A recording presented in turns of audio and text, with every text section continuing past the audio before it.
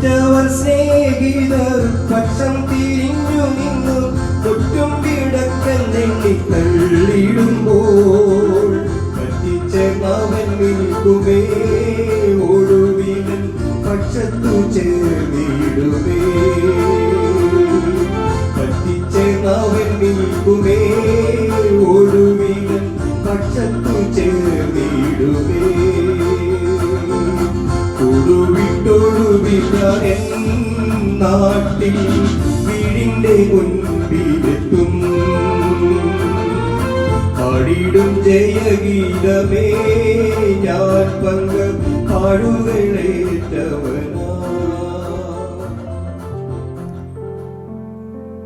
ദൈവനാമത്തിന് മഹത്വമുണ്ടാകട്ടെ. ഇന്നത്തെ പ്രഭാത ധ്യാനത്തിനായി 16-ാം സങ്കീർത്തനം 1-ാം വാക്യം.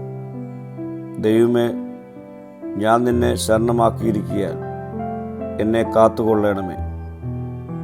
ദൈവിക സംരക്ഷണം ആഗ്രഹിച്ചുകൊണ്ടുള്ള ദാവീദിൻ്റെ ഒരു പ്രാർത്ഥനയാണിത്.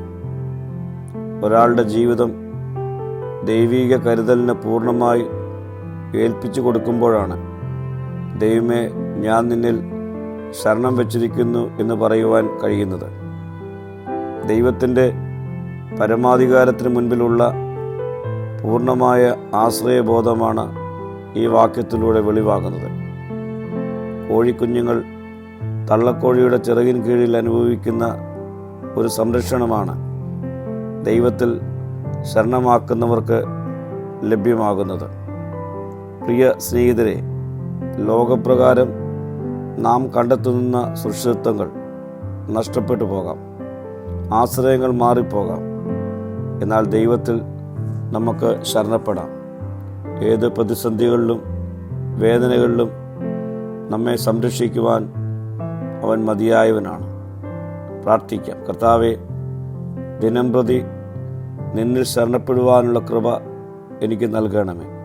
മഹത്വം നീ എടുക്കണം. യേശുവിൻ്റെ നാമത്തിൽ തന്നെ. ആമീൻ.